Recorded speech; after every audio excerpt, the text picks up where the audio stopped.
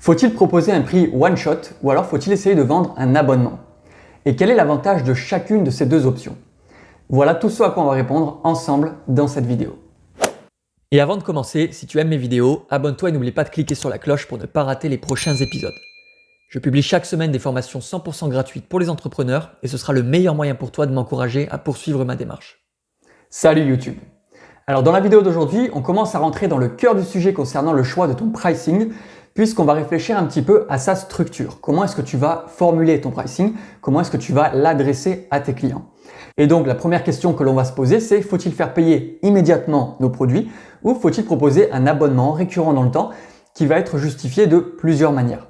C'est une question vraiment très précise, vraiment particulière, elle ne touche pas tout le monde. Néanmoins, je pense qu'elle est très importante à traiter puisque, écoute, si jamais ça peut t'intéresser, si jamais tu es amené à devoir te poser cette question, j'aimerais à tout prix que tu puisses y répondre facilement. Et donc, prenons directement un cas concret.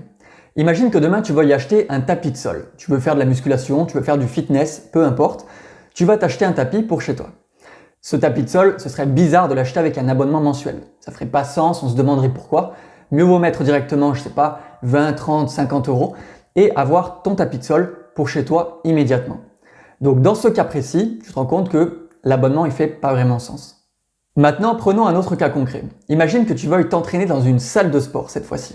Et bien là, tu vas devoir payer chaque mois ton abonnement à la salle de sport.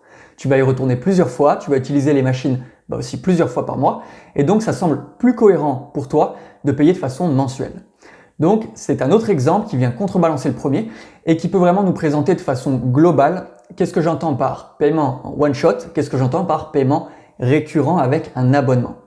L'objectif maintenant, c'est de savoir dans quel cas faire un abonnement. Parce que faire un one shot, c'est relativement simple, c'est tout le temps en vérité. Dès que tu as quelque chose à vendre, en général, tu peux directement faire une offre où tu vas dire ce service, ce produit vaut tant, à toi de payer dès maintenant si tu veux l'obtenir.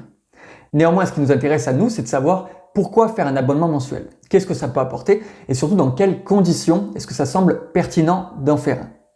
Et la réponse ici, elle est très simple. Le plus souvent, ça va te permettre de faire accepter à des clients un prix de vente qui est très élevé et qu'ils ne vont pas du coup percevoir puisqu'il va être dilué au fur et à mesure des mois lors de l'utilisation de l'abonnement.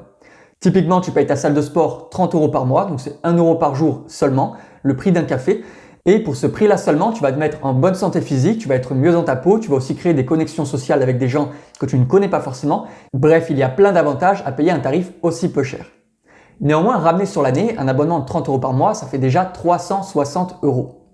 Or, très peu de personnes ont envie de se dire dès l'inscription à la salle de sport, je vais débourser 360 euros par an pour profiter de la salle de sport. Tout d'un coup, on se rend compte que ça fait beaucoup d'argent. Et c'est un énorme avantage pour les salles de sport du coup de proposer un abonnement mensuel puisque ça leur permet donc de diluer cette perception d'un prix élevé. Donc là, bien évidemment, on est dans le cas où on a un abonnement qui est imposé sur l'année. Donc tu as vraiment un engagement minimum d'1 an pour les salles de sport. Maintenant, il y a un autre avantage à proposer un abonnement mensuel, c'est que tu peux le proposer sans engagement de durée.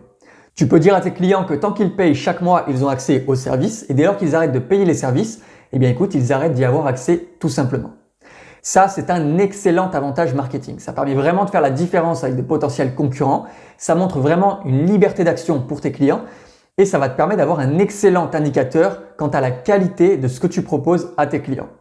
Admettons que tu aies quelque chose d'exceptionnel en termes de qualité, produit ou service, tu vas voir que tes clients restent dans le temps. Ce sera un excellent indicateur pour toi pour travailler sur ton offre, peut-être l'améliorer, peut-être changer tes prix plus tard. Bref, tu vas en tirer plein d'informations. De l'autre côté, si jamais tu vois que la durée de vie d'un client n'est que de quelques mois, voire même un seul mois, ça va vraiment t'indiquer que ce que tu proposes est de mauvaise qualité. Ça répond très peu à leurs besoins, ils ont l'impression d'en avoir rapidement fait le tour, ou en tout cas, ils ont l'impression de pouvoir se passer de tes offres, produits ou services. Donc si jamais ça t'arrive, eh bien c'est un excellent moyen pour toi de savoir si ton offre est bonne, si elle est mauvaise, et de savoir comment l'améliorer. Et du coup, pour quel type de business proposer un abonnement mensuel? Grosso modo, il y en a deux différents. Le premier des deux, c'est tout simplement lorsque tu as un business dont l'offre est évolutive dans le temps. Typiquement, si je te parle de Netflix, Netflix propose en permanence de nouveaux films, en permanence de nouvelles séries et l'offre de Netflix ne fait qu'évoluer à travers le temps. Donc il est totalement logique pour quelqu'un qui serait abonné à Netflix de le rester puisqu'il se dit je vais continuer à consommer du nouveau contenu chaque mois.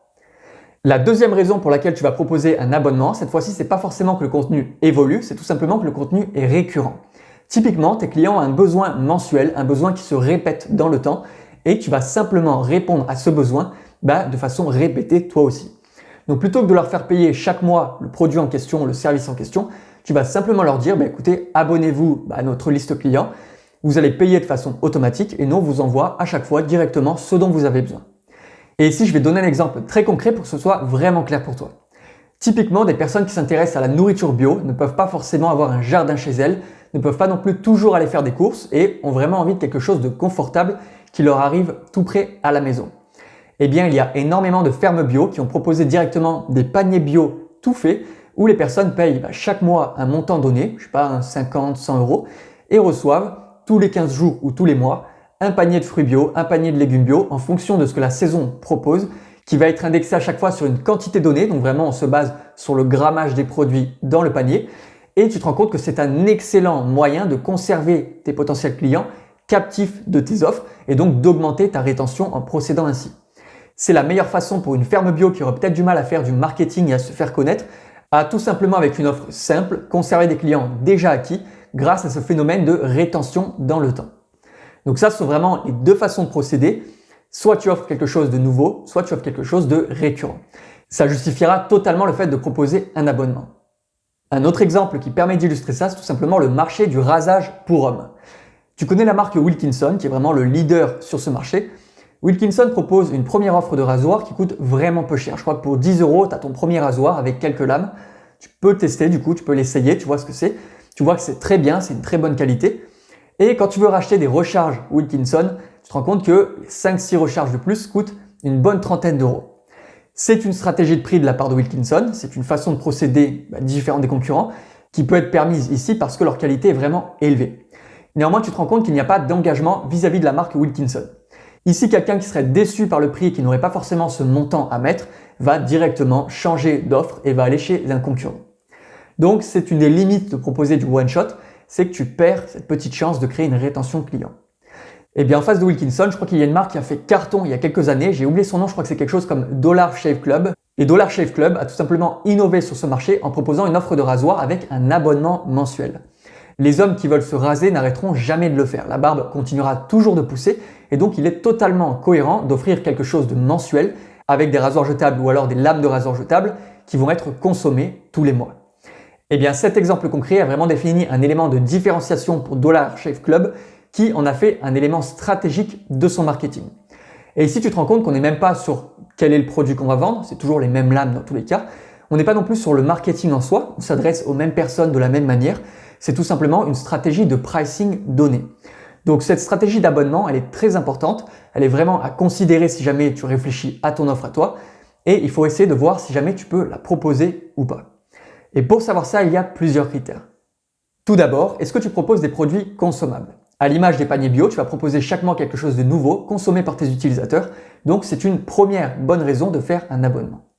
En deuxième lieu, est-ce que ton offre va proposer quelque chose d'additionnel chaque mois? Est-ce que tu vas offrir de nouvelles informations? Typiquement, si tu proposes une formation en ligne sur n'importe quel sujet, eh bien peut-être qu'au lieu de faire payer tes clients en one shot, tu vas essayer de les garder vraiment à très long terme. Donc là, je te parle par exemple de 3 mois, 6 mois, 1 an et plus, en proposant régulièrement une mise à jour de la formation ou alors de nouveaux lives, de nouvelles interactions qui vont vraiment ajouter du contenu supplémentaire à ta formation. Enfin, une troisième raison qui pourrait te pousser à réfléchir à un abonnement pour ton offre, c'est l'aspect curiosité. Il existe énormément d'entreprises qui proposent ce qu'on appelle des box surprises. Donc en fait, tu t'abonnes mensuellement à une offre et tu vas recevoir pour un prix donné un produit que tu ne connais pas du tout. C'est quelque chose qui a vraiment pris de l'ampleur avec le temps ces dernières années, puisque c'est plutôt innovant aussi comme stratégie de pricing. Il y a le côté curiosité qui est vraiment intéressant pour les clients, c'est quelque chose un peu de palpitant pour eux. Chaque mois, ils découvrent leurs nouveaux produits. Et surtout, c'est une offre qui est faite pour vraiment valoriser ce qui est donné aux clients. Typiquement, si je vais mettre 30 € par mois pour une box cadeau, en général, la valeur perçue des produits au sein de la box en question est souvent de beaucoup plus que 30 €. Donc les clients se disent, ça vaut beaucoup plus que ça et donc je suis gagnant à payer cet abonnement-là. En vérité, tu te rends compte qu'ils n'auraient pas forcément acheté plus d'une fois chez toi si jamais tu n'avais pas fait cette offre. Donc c'est très intéressant pour toi de réfléchir à ce genre de stratégie de pricing. Enfin, sache qu'il est possible aussi de proposer les deux en même temps. Par exemple, sur le marché de la formation, tu pourrais totalement donner accès à tes clients à la formation qui est évolutive avec le temps, à raison de 20-30 € par mois, pourquoi pas. Et en parallèle à ça, tu pourrais leur dire que pour seulement 200 € en one shot, vraiment en une fois, ils auraient accès à vie à ta formation et à vie à toutes les futures mises à jour de ta formation. Eh bien, ce message est vraiment très percutant, très fort et va vraiment te permettre de valoriser le paiement en une fois. Donc par exemple, au lieu de proposer une formation à 30 € par mois sans engagement, ou peut-être que les clients vont arrêter de payer au bout de 3 mois, donc tu auras rapporté seulement 90 €, eh bien toi, pour seulement 7 mois d'engagement, ils ont accès à vie à ta formation.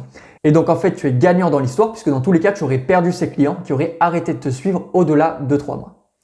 Donc tu peux voir avec cette vidéo que le pricing, c'est quelque chose de complexe, qu'une simple question comme prix unique ou alors abonnement mensuel, c'est vraiment quelque chose qui peut impacter ton business sur le long terme. Et donc, il est vraiment primordial que tu y réfléchisses toi aussi.